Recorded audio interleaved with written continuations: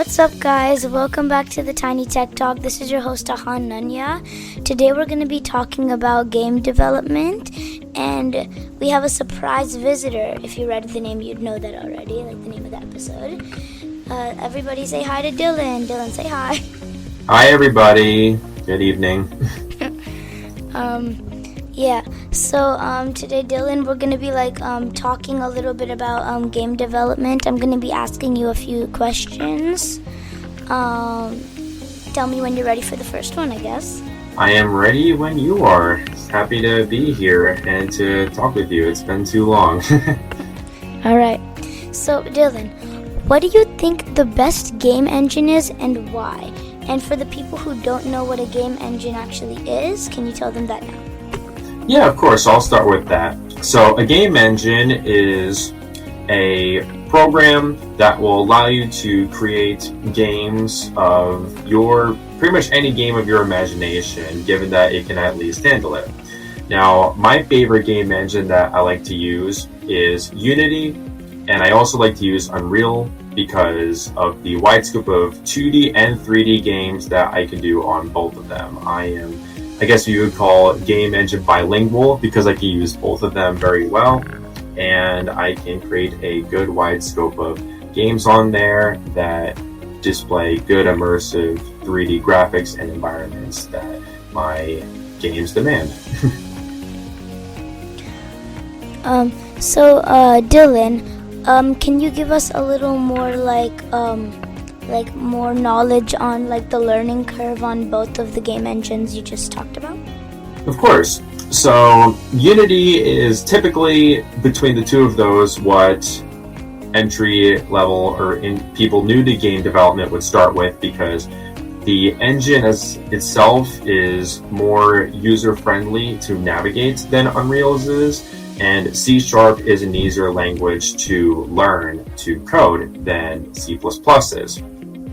And Unity is actually what the company I work at currently, MLB, uses for their projects. So it's pretty cool that I can, use the game engine in my free time that a professional company uses. Now, Unreal is a little more difficult to learn, but it is quite literally the industry standard in the game industry. You learn the C++ language, which is a little bit more trickier. It will have its learning curve, but over time you'll learn it just like how you learn C#. And navigating the engine as a whole can be a little tricky, but once you get your feet wet in it and you're able to at least get one project down, it is very cool to see the capabilities that Unreal Engine has. Epic Games definitely made a really cool engine to use that is highly powerful and shows in the many titles that multiple AAA teams have made with the Unreal Engine. Yeah. Can you tell us more about your job at MLB? What do you do there, and what you do for work, and how you really got in the first place, the idea of joining them? Absolutely. So, first of all, the idea of joining them, my entire life I've played baseball and I'm passionate about baseball. And based on this talk, of course, I am very passionate about game development. So, I am very fortunate that I get to work at a job that is primarily my two biggest passions merged into one. Now, what I do at MLB is I am what is called a quality assurance tester. These are typically the entry-level roles into the game industry. If you want to work in the game industry, either, in the programming, design, art areas, usually quality assurance is the way to enter it. And what you do in QA is you test out the projects that the teams are working on. Now, for example, my position at MLB, I test the MLB XR app, I test Home Run Derby VR. These are games or apps, I guess you could say too, that are played in the VR headsets of a MetaQuest, of a Google Android XR, or an Apple Vision Pro, as well as testing out MLB The Show Mobile for an iPhone. I do that as well. So my job is to test these games, report any bugs, find reproduction patterns to the bugs, and report them to the producers, the engineering team, or the artists. I am basically like the the glue between all these groups to make sure that the projects are running properly and to communicate any issues as needed. All right. And quick thing, just in case anybody doesn't know what MLB is, it's Major League Baseball. I think Dylan here knows that because obviously he works at that, so he can confirm too if you'd like to confirm. Yeah, of course. Like I said too during my answer, I've been passionate about baseball my entire life. So yes, Major League Baseball is what MLB stands for. It is the New York City headquarters. So yes, I go to New York City every day to work. Nice. Do you plan on like advancing in the game industry, like getting higher level jobs that have more to do with programming and creating games in the future?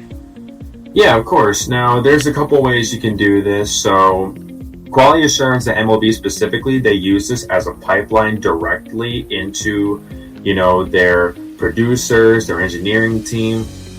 And, I'm very fortunate that I work with a great team of producers, senior producers, and a senior director who I definitely bond with very well. And he knows about my passion for programming. So that is my ideal goal, is to eventually transfer into the engineering department or engineering team at the VR and games department that I work in. And if not, then I'm going to be, of course, on the lookout for other opportunities where I can potentially work in a programmer role. But I am very happy, though, at MLB. It is definitely a dream come true to be able to work at a job or a place that I'm passionate about, both in game dev and in baseball, my hobby. So it is definitely amazing that I can say that I work for this place. Nice. Now, what made you like game development? Like just game development in general, creating games, testing games? So my passion for game development actually goes way back to when I was super young, probably about 5, I would say. So a really young child. It didn't even start with game development. I think I just always had a passion for creativity.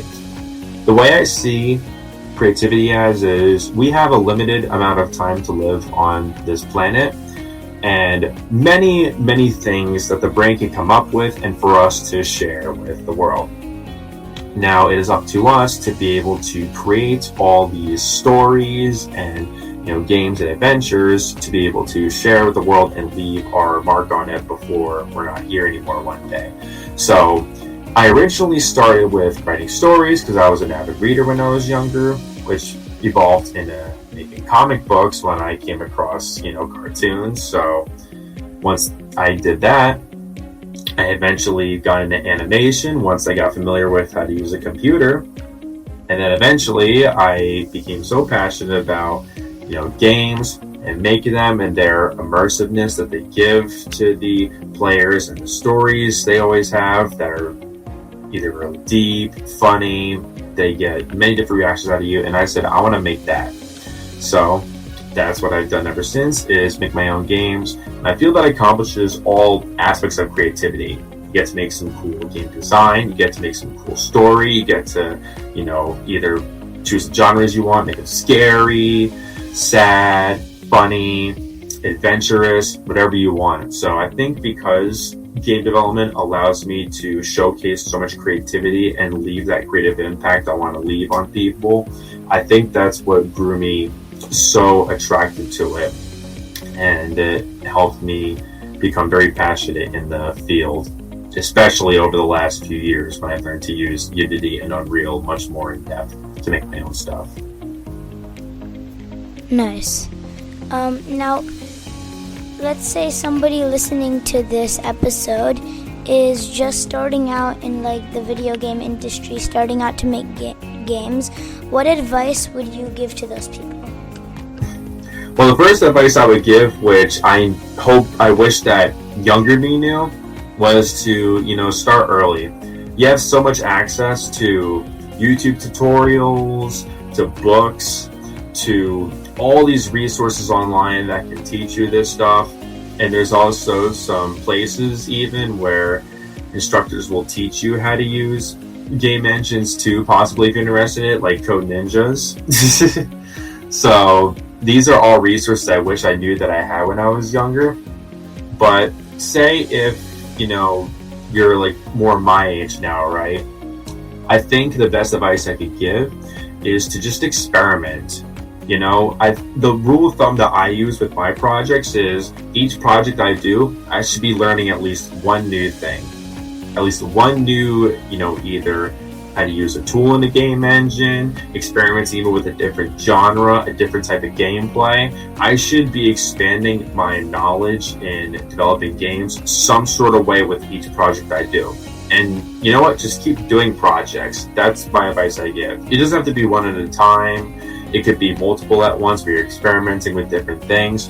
I think the more open-minded you are, the more versatile you will be as a game developer, which, trust me, that goes a long way when you want to find a job.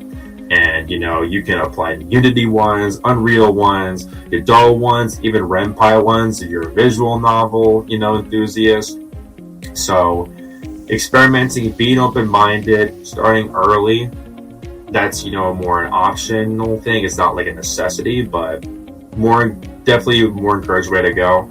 If you do all these things, you will be a great, well-rounded game developer. Just be open-minded, I think, ultimately, is what people should take away. Now, let's say someone like a beginner has finished their first game. What do you think is a good platform to launch the game on? itch.io is absolutely the best platform to launch it for new game developers, assuming that it's made on something like Unity, I would say, or Godot, because itch.io is free, first of all, so you can just upload your game on there, and people can download it. You can share, like a message in the community on itch.io, like, hey, I just uploaded my first game. Hope you would like to check it out. Just something like that. I don't think people should do Steam, for example, from the start. I know that's what a lot of developers do because, making a Steam account, a developer account on Steam costs money. itch.io is free, so I would highly encourage that from the start. But if, say, you make your first game with something like Scratch. Scratch has its own community where you can post it on. So it really depends on, the engine that you're using, or like the program, I guess.